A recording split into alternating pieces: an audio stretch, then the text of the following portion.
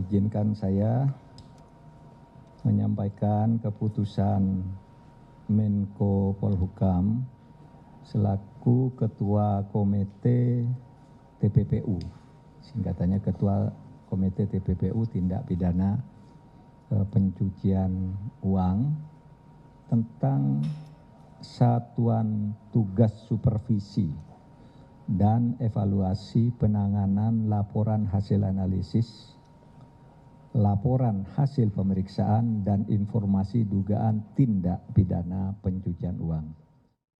Jadi sesuai dengan hasil rapat Komite TPPU tanggal 10 April tahun 2023, ya, keputusan hasil rapat TPPU tanggal 10 April 2023 yang kemudian disampaikan kepada DPR melalui rapat dengar pendapat di Komisi 3 DPR RI tanggal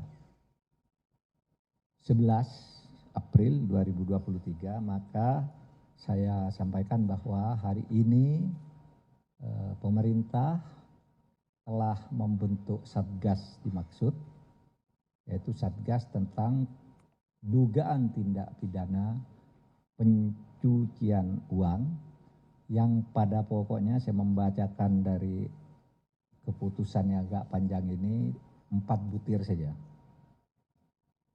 Butir keempat, Satgas TPPU terdiri atas tim pengarah, tim pelaksana, dan kelompok kerja. Tim pengarah terdiri dari 3 orang pimpinan Komite TPPU, yaitu Menteri Koordinator Bidang Politik, Hukum, dan Keamanan selaku Ketua Komite TPPU, Menteri Koordinator Bidang Perekonomian selaku Wakil Ketua Komite TPPU, dan Kepala Pusat Pelaporan dan Analisis Transaksi Keuangan selaku Sekretaris merangkap anggota Komite TPPU. Kemudian ada pelaksana. Pelaksana terdiri dari ketua adalah Deputi 3 Bidang Hukum dan HAM Kemenko Polhukam. Kemudian wakilnya Deputi 5 Bidang Koordinasi Keamanan dan Ketertiban Masyarakat Kemenko Polhukam. Sekretaris adalah Direktur Analisis dan Pemeriksaan 1 PPATK. Adapun anggotanya 1 Dirjen Pajak Kementerian Keuangan, 2 Dirjen Bea Cukai Kementerian Keuangan, 3 Irjen Kementerian Keuangan, 4 Jaksa Agung Muda Bidang Tindak Pidana Khusus Kejaksaan Agung Republik Indonesia, 5 Wakil Kepala Badan Reserse Kriminal, Wakil Kabareskrim Polri.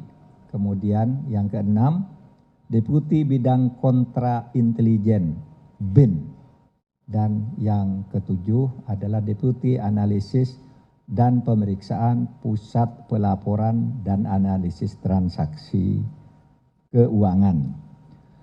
Saudara, yang sering ditanyakan itu, ini kan kasusnya di Kementerian Keuangan, di pajak dan bea cukai. Kenapa yang masuk tim pemeriksanya Kementerian Keuangan?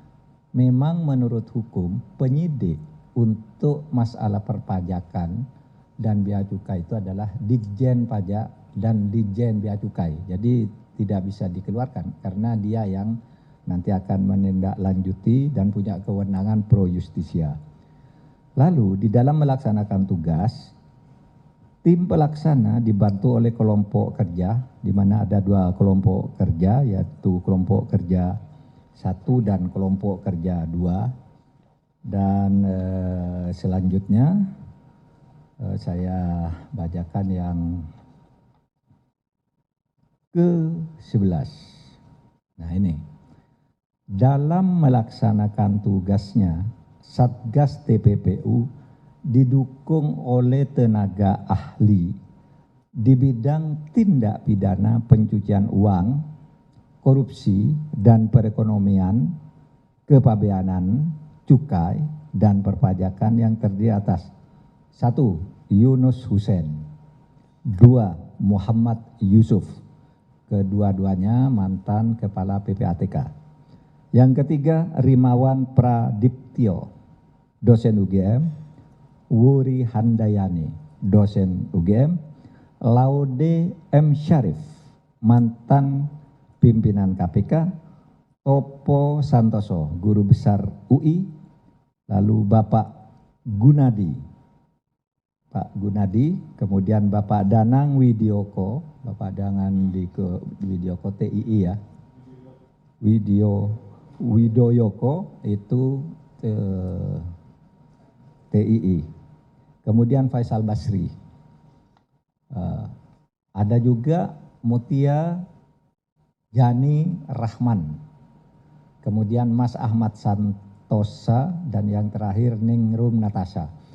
Jadi ada 12 itu tenaga ahli yang akan ikut di dalam menangani dugaan tindak pidana pencucian uang ini, tetapi tenaga ahli ini karena bukan penyidik berdasar undang-undang, maka dia tidak langsung masuk ke kasus, tetapi dia memberikan masukan-masukan, tidak pada entitasnya, tetapi nanti akan menjadi konsultan dan sebagainya kalau ada masalah-masalah yang menjadi atau perlu perhatian khusus. Itu saja pengumuman saya sebagai tindak lanjut yang sudah dibicarakan antara Kemenko Polhukam, Kemenko Keuangan, Kemenko, Kementerian Keuangan, dan PPATK setelah Lebaran, dan ini hasilnya tadi sudah saya umumkan. Naskah lengkap nanti akan disiapkan oleh sekretariat. Cukup, makasih.